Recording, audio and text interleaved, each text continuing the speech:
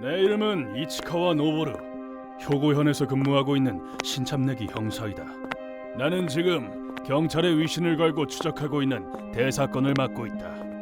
그 사건의 이름은 글리코 모리나가 사건.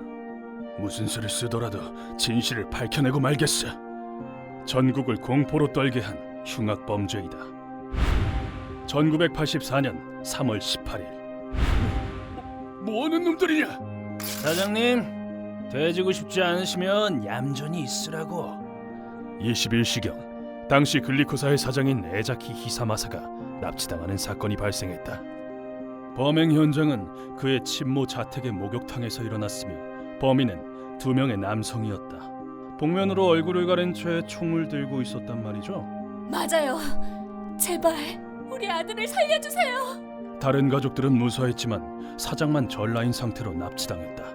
다음날 글리코사 이사의 집에 범인으로부터 전화 한 통이 걸려왔다. 사장을 돌려받고 싶다면 A지구의 폐공장으로 와라. 알겠다. 폐공장에 도착한 이사가 발견한 것은 이게 대체 뭐야? 사장의 몸값으로 현찰 10억엔과 금괴 100kg을 요구하는 협박장이었다. 범인의 정체를 도무지 알 길이 없었다. 2명이서 꾸민 일이 아닐지도 모른다. 생각보다 만만찮은 사건인 것 같다. 어디 한번 힘내보라고. 네? 그래서 아직 파릇파릇한 신참인 나도 이 사건을 맡게 된 것이었다. 그 후 범인으로부터 또다시 전화가 걸려왔다. 현찰 10억엔을 들고 휴먼직으로 와라. 알겠습니다. 그놈들은 협박장에 적혀있던 몸값을 받기 위해 장소를 지정해줬다. 하지만 전혀 모습을 드러내지 않네요. 설마 우리가 지켜보고 있는 것을 들킨 건가? 우리가 잠복하고 있던 것이 무색하게도 범인은 현장에 나타나지 않았다. 그리고 사건이 발생한 지 3일이 지난 3월 21일 사건은 생각지도 못한 방향으로 흘러가기 시작했다. 에자키 사장을 찾았다고 한다. 네? 뭐라고요? 에자키 사장이 자력으로 탈출했다는 연락을 받은 것이었다. 타 지역 경찰서에서 보호 중인 사장으로부터 정보를 얻으려고 했으나 붙잡히자마자 바로 천으로 얼굴을 뒤집어써서 범인의 얼굴은 보지 못했습니다. 젠장, 용이 주도한 놈들. 딱히 도움이 될 만한 단서를 얻지는 못했다. 이때 우리는 사건에 대해 한 가지 의문점을 갖게 됐다. 이놈들 정말로 돈 때문에 이러는 걸까요? 범인이 사모님한테 전화했을 땐 돈은 필요 없다고 한 것 같다고. 그리고 사장을 납치한 것도 이상해요. 돈이 목적이라면 애를 납치했을 텐데 말이죠. 그리고 범인은 대형 신문사에 도전장을 보냈다. 병신 같은 경찰 놈들이라고? 어딜 기어오르고 있어? 저번 현장에서 돈을 가지러 안 나타난 것도 그렇고 확실히 돈이 목적은 아닌 것 같네요. 그 후로 며칠 뒤 또 다른 사건이 발생했다. 글리코 본사에 방화 사건이 일어난 것이었다. 사무실 약 150제곱미터가 완전히 불타버렸습니다. 망할! 이 경계태세를 뚫고 어떻게 한 거야? 그리고 범인은 또다시 글리코사에 1억 2천만 엔을 요구하는 협박장을 보냈지만 마찬가지로 현장엔 모습을 드러내지 않았다. 이 자식들! 이게 대체 뭐하는 짓이야? 처음부터 나타날 생각이 없었던 게 아닐까요? 그 와중에 신문사에는 두 번째 도전장이 날아왔다. 스스로 괴인 21면상이라고 칭하고 있군요. 에도가와 코난 소설에서 따온 건가? 이 새끼들 하루빨리 잡지 않으면 뭔 짓을 저지를지 몰라. 놈들은 확실히 경찰을 갖고 놀고 있었다. 선배의 예측은 정확히 맞아떨어졌다. 범인은 며칠 뒤 신문사에 글리코사 제품에 청산가리를 넣었다 라는 도전장이 도착한 것이었다. 게다가 거기엔 독을 넣은 과자를 전국에 뿌려버리겠다는 내용도 적혀 있었다. 이 소식을 들은 전국의 각 점포는 글리코사의 제품을 매대에서 전부 빼버렸다.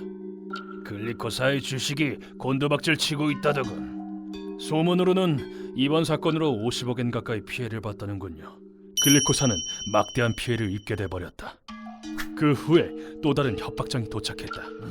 3억엔과 도주용 차를 준비하라고 하는구만. 이번에야말로 나타났으면 좋겠는데 말이죠. 6월 2일 범인은 한 레스토랑 주차장에 3억엔을 실은 자동차를 준비할 것을 지시했다. 현장에는 경찰 30명을 배치하여 범인이 오기만을 기다렸다. 범인이 나타났습니다. 어디 한번 올라타 보시지. 사실 도주용 차에는 원격으로 엔진을 멈출 수 있도록 미리 수를 써놨다. 드디어 우리는 범인을 확보하는 데 성공했다. 새끼가 얌전히 있어. 엔진이 안 걸리잖아. 오해야. 난 범인이 아니란 말이야. 하지만 차에 타고 있던 사람은 범인에게 습격받아 안돼! 연인을 인질로 잡힌 일반인이었다. 놈들은 3명이서 저를 습격해왔어요. 그리고 나서 여자친구의 목숨을 살리고 싶으면 시키는 대로 하라고. 놈들의 얼굴은 보셨습니까?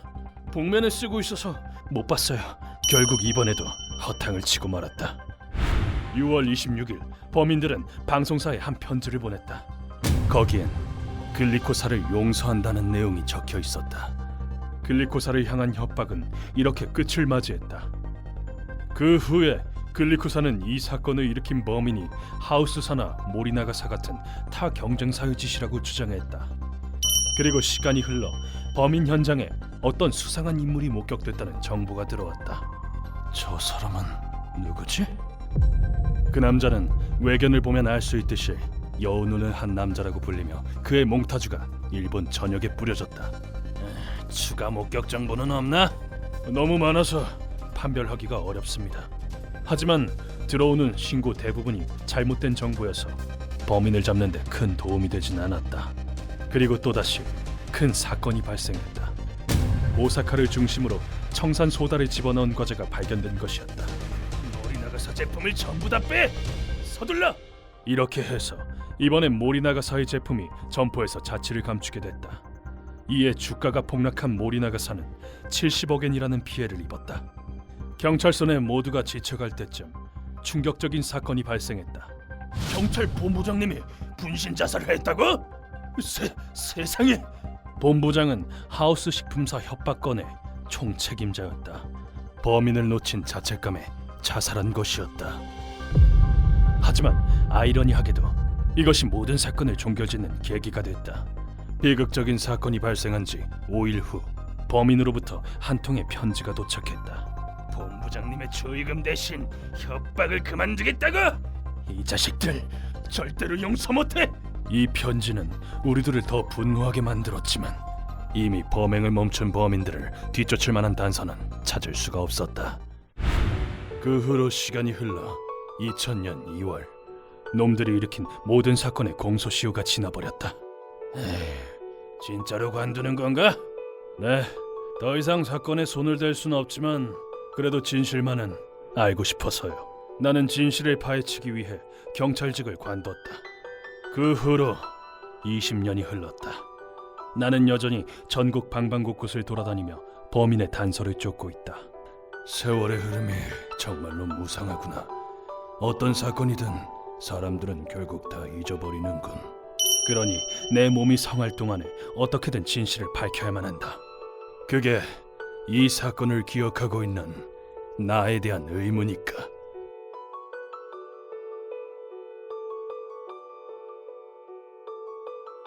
휴먼버그 대학교에서는 인간이 버그를 일으켜버린 순간의 사건들을 여러분들에게 소개하고 있습니다.